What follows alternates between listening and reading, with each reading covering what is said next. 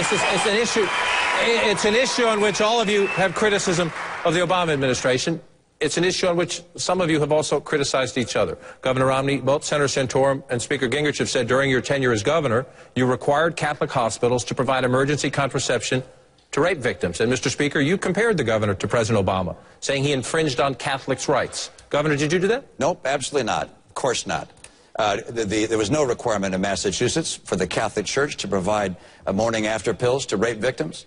That was entirely voluntary on their part. There was no such requirement. Likewise, in the Massachusetts health care bill, there's a provision in Massachusetts general laws that says that people don't have to have coverage for contraceptives or other type of medical devices which are contrary to their religious teachings. Churches also don't have to provide that to entities which are either the church themselves or entities they control. So we have provisions that make sure that something of that nature does not occur. That's why when I worked very closely with the leaders of the Catholic Church, I met with the Cardinal a number of times and with his emissaries. We talked about the issues we were concerned about. We battled, for instance, to help the Catholic Church stay in the adoption business. The amazing thing was that while the Catholic Church was responsible for half the adoptions in my state, half the adoptions, they had to get out of that business because the legislature wouldn't support me and give them an exemption from having to place children in homes where there was a mom and a dad on a preferential basis. Absolutely extraordinary. We have to have individuals that will stand up for religious conscience, and I did, and I will again as president.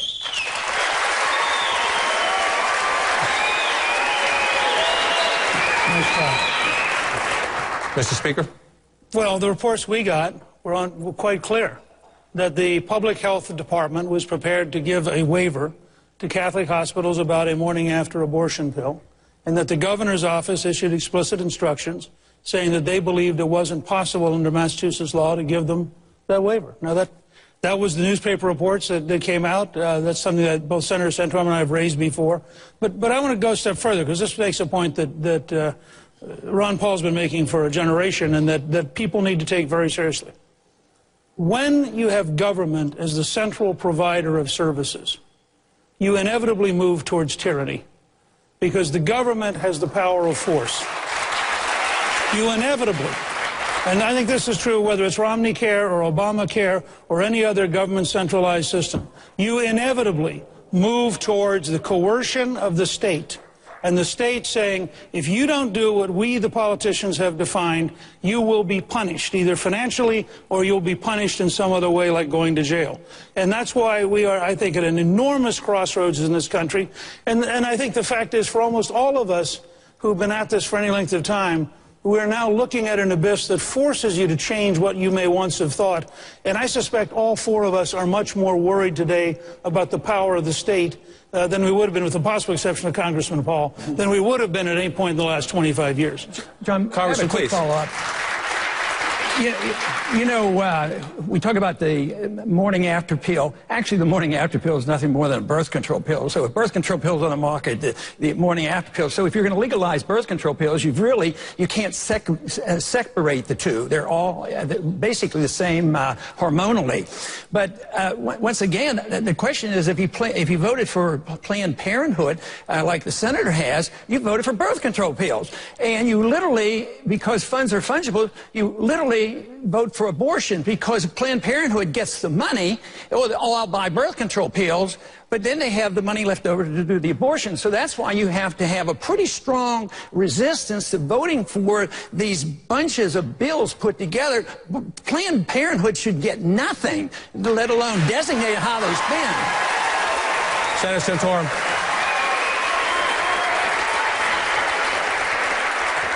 As Congressman Paul knows, I oppose Title X funding. I've always opposed Title X funding, but it's included in a large appropriation bill that includes a whole host of other things, including the funding for the National Institutes of Health, the funding for Health and Human Services, and a whole bunch of other departments. It's a multi-billion-dollar bill. What I did, because Title X was always pushed through, I did something that no one else did. Congressman Paul did. I said, well, if you're going to have Title X funding, then we're going to create something called Title 20. Which is going to provide funding for abstinence-based programs. So at least we'll have an opportunity to provide programs that actually work in keeping children from being sexually active instead of facilitating children from being sexually active. And I pushed Title 20 to accomplish that goal.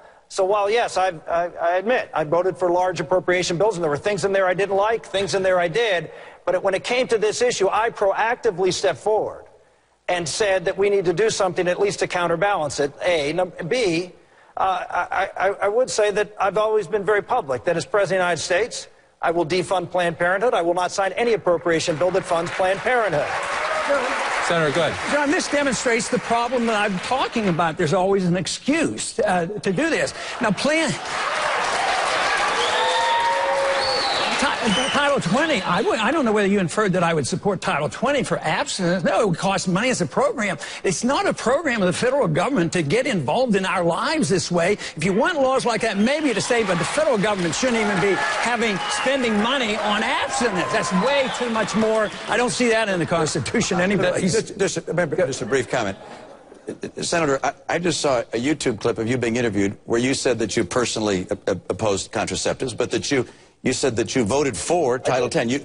But you used that as an argument, saying this is something I did proactively. You didn't say this is something I was opposed to. It was something I wouldn't have done. You said this in a positive light. I voted for Title 10. I think I was making it clear that while I have a personal more objection to it, even though I don't support it, that I voted for bills that included it. And I made it very clear in subsequent interviews that I don't support that. I've never supported it. And on an individual basis have voted against it. That's why I proposed Title 20 to counterbalance it. So, Governor Romney, I can just say that you were talking about this issue before of religious conscience and protections.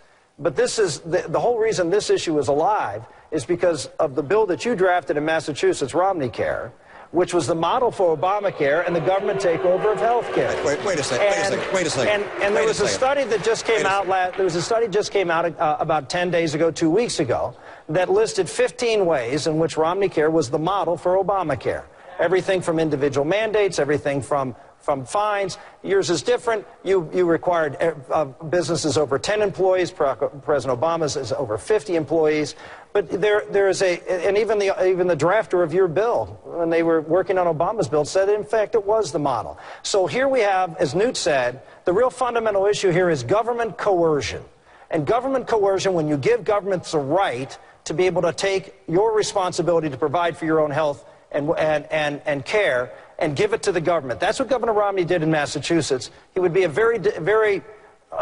let's say, it would be a difficult task for someone who had the model for Obamacare, which is the biggest issue in this race of government control of your lives, to be the nominee of our party. You would take that issue completely off the table. Governor, take 30 seconds to respond, and I want to move the conversations on. Much longer than 30 seconds. I hope that's a long answer. First of all, let's not forget that 4 years ago, well after Romney Care was put in place, 4 years ago, you not only endorsed me, you went to Laura Ingraham and said, and this is the guy who is really conservative, and we can trust him. Let's not forget you said that, number one.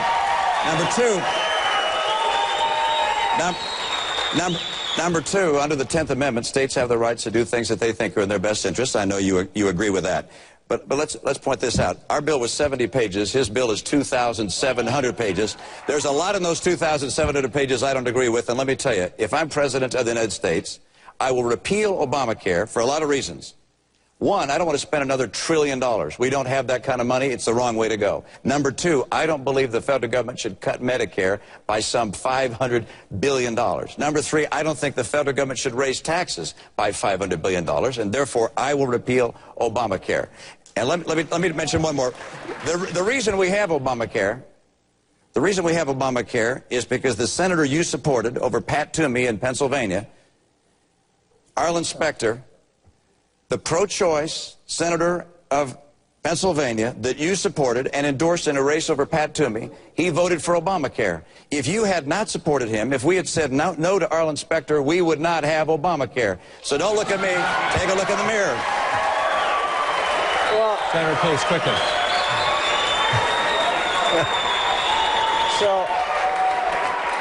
Okay, Governor, let's get this straight. First off, number one, you funded Romney Care through federal tax dollars through Medicaid. I know it well. It's called disproportionate share provider tax. About $400 million that you got from the federal taxpayers to underwrite Romney Care to make sure you didn't have to raise taxes right away. But of course you had to. You asked your governor with the $8 billion of tax increases he had to put in place. Yes, Governor, you balanced the budget for 4 years. You have a constitutional requirement to balance the budget in 4 years. No great shakes. I'm all for it. I'd like to see it federally, but don't go around bragging about something you have to do. Michael Dukakis balanced the budget for 10 years. Does that make him qualified to be president of the United States? I don't think so.